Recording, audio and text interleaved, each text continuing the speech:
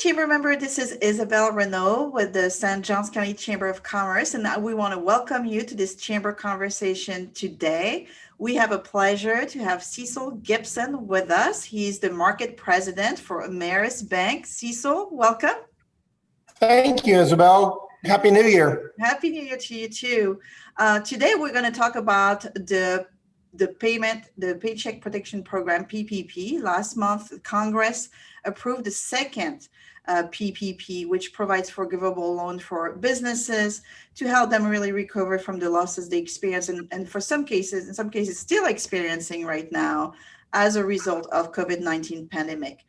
The new program opened on Tuesday, January 19, and the application deadline is March 31st, 2021. So Cecil, the first question I want to ask you is for you to walk us through the basic of this new program and what changes have been made to better target the funds to small businesses. Sure. Well, the program is slightly modified from the first one. I think the important things are that the government this time have eliminated a lot of the companies that got PPP in the first round that really didn't need it, and so they've put some things in place to safeguard against that, or to make those ineligible customers or companies this time. So the basics of the program are very, very similar to PPP round one. For most businesses, it's 300 or fewer employees as a general qualification. The only exception to that are companies who are in the NAICS classification that begins with 72. And most of those are your hotels and your hospitalities that have bigger employee bases. They're allowed to have a bigger employee base and still qualify for the program. To qualify this time, remember last time everybody who applied got it. This time the government is doing a check on the decline in gross receipts. So companies that are eligible this time will have to have had a 25% decline in their gross revenues in any quarter of 2020 compared to the same quarter in 2019. So that's important. It doesn't matter which quarter that the company looks at. It just matters that there is a minimum of a 25% revenue decline from quarter to quarter. Okay. So that's important as they take a look at this. So there is a little bit of flexibility there. There is. In addition to that, I noticed that some nonprofit that were not in the program before, the 501c6 among them, are now eligible. Is that correct, Cecil? That's correct. They've expanded the 501 eligibility considerably, and it's allowed more businesses in those 501 categories to be eligible this time for a PPP loan. Okay. So last time we asked you the same question. What should our small business owners do to start the application? Where should they go? Okay. So every in the first round, all of the financial institutions, they were scrambling to figure out how to put things together. So most of the programs that were out there were pretty much a manual system, filling out a manual application, downloading PDFs through an email type of a thing. That's largely the way Ameris did it. Because we've had time to know this was coming, and because we have built a automated portal for our PPP forgiveness, our company is using a portal-based program this time, which is a lot more efficient. We have found it's a lot easier to upload, but every bank is going to be different. So first thing a borrower needs to do is they need to select the financial institution they want to work with and make sure that they are working in the PPP realm this time. There are some financial institutions that did PPP round one that elected not to participate in the program this time. So you can look at those and make your decision on who you're going to deal with, and then find out what that financial institution's method of application is. For us, it's pretty easy. We go on to the Ameris Bank website, amerisbank.com/SBA relief. The application is there. We start out by asking customer 2 or 3 general questions to see if they kind of meet those eligibility requirements that we just talked about. And if they do, they then get an email with a link to the system, and everything's downloaded, automated. You upload your financial data, the information that you need, and every time you do it, you get an email back. So it's it's gotten a lot more user-friendly. And I'm sure most of the financial institutions that are in this time have figured out a way to do this a little more efficiently and with a little less trouble for the borrower. Okay. Well, we will also add to our website in this list of financial institutions to help our members. So that we can have that list, and I may get it from you, Cecil, after this. Okay. Also for them, if they want to talk to their CPA, that's something they can also do as well if they need some guidance that way. The next question I have is, if you're a small business and you received funds from the original PPP, can you reapply?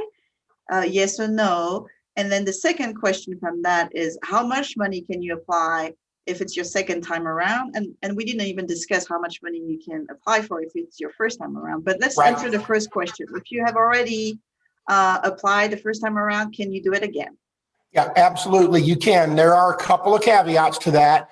The first is that you have to have already used up your round one money, or have the intention to use up that round one money. Now, most of that money, when Congress extended from 8 to 24 weeks, most of those PPP loans have hit their 24-week period. And so most of the people that got round one money, unless they were very, very late in the program, will probably have already elapsed their time and should have already used up all the money. But you have to use the money to do it. That's really, for second round, that's the only issue from first round to second round that you really have to look at. As far as the amount, well, there's a couple things. First of all, as far as the amount, the first PPP was a maximum of $10 million. Mm-hmm. This program has cut that back significantly. The highest or the biggest loan that you can get now is $2 million. Okay. So that's going to open up a lot of opportunity for a lot of customers in this second round, just because the huge chunks of money are not going to come out like it did. I see. And calculating how much you're going to get, you take 2.5 times your average monthly payroll costs. For restaurants and hotels, it's 3.5 times your payroll costs. So those in that code 72, this is new. Restaurants and hotels get a higher percentage average or a higher multiple average than the rest of us do. And for how long? 2.5 average for how many weeks? You can elect 8 or 24 weeks, the same as last time. Okay. Or anywhere between 8 and 24 weeks. Makes sense. So the borrower has the option or the ability to do that. The other nice thing about the draw on the second one here is that seasonal companies that are in business during a tourist season or something, and we have a lot of them down here. Yes, exactly. Yeah. So they can use any 12-week period from February of 19 through February of 20. Okay. They also, on the seasonals, they have to be a seasonal is actually defined by the SBA as a company that operates for no more than 7 months a year, or they get more than 1/3 of their receipts in any 6 months prior to in the prior calendar year.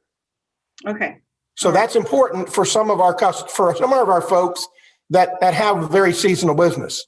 Absolutely. Well, thank you so much for all the details there. So you remember what's really appealing about this loan is that it's really refundable. So what needs to be done for that to happen this time around? The government has not issued final guidance on that.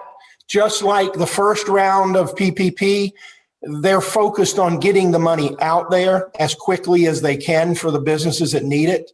And so they haven't defined forgiveness, but generally speaking, the forgiveness criteria that was in the first round of PPP, I think it is fair to anticipate that it's going to be similar, very similar to that. And, we've got customers who are going through PPP forgiveness right now. That process is very smooth, and seems to be working very well from what we can gather. Okay. And so is there still the guideline that we had last time that businesses have to use 60% of the loan fund for employee compensation and 40% can be rent, mortgage, yes, or overhead? Is it still the same way? It is. And they've expanded the overhead expenses this time. It's still the 60-40 split, but they are going to allow businesses to use more expense categories in the overhead. Insurance is going to be included in there now, and several other items that were not included. In round one, it was utilities, rent, and mortgage interest. They are expanding it this time to allow for more non-payroll related expenses to be included in it. Just from looking at round one, when the government took the 8-week program and expanded it to 24, most of the people in the first round of forgiveness are qualifying almost 100% on payroll costs. Yeah. So I think with the borrower being able to define the number of weeks they want to apply for, that will probably change with PPP too, and their forgiveness package will be a little more reliant on those other expenses that they want to be able to include. That makes sense, and it's actually really beneficial that they were able to expand those categories. You probably have seen. Yes, absolutely. For that. We'll almost conclude our chamber conversation, but Cecil, is there anything else you feel we need to add to help our members for this first round of conversation on that? I think, the thing that people need to remember is that this is about saving jobs and retaining employees. You're still going to have that information out there. You're still going to need to follow the guidelines and be working hard at getting those employees that you're trying to keep them employed, to keep their paychecks coming in. That's going to be really important. The other thing that I want to, I don't say caution, but want to make sure that your calculations on the application are accurate. Okay. Don't if you have a question, ask your CPA if it should be included. If nobody can answer that question, err on the side of caution and don't include it. There have been instances reported, just like there is in any program like this, where people try to take advantage of the system, and there has been some fraud in the program that the government is going to address. But don't get caught in making a decision that was a good decision that you thought was well thought out, and then come to find out after you get the money, you find out that, okay, you probably shouldn't have had that. Make sure you raise your hand during the process and ask the question before you put the money in. Yeah. That's a good advice. Absolutely. Thank you, Cecil. I think this concludes our chamber conversation this morning. We'll have a follow-up if necessary to help educate our members. But in the meantime, chamber members, have a great rest of your day. Stay safe and continue checking on our chamber website at sjcchamber.com and follow us on Facebook for more information. Thank you.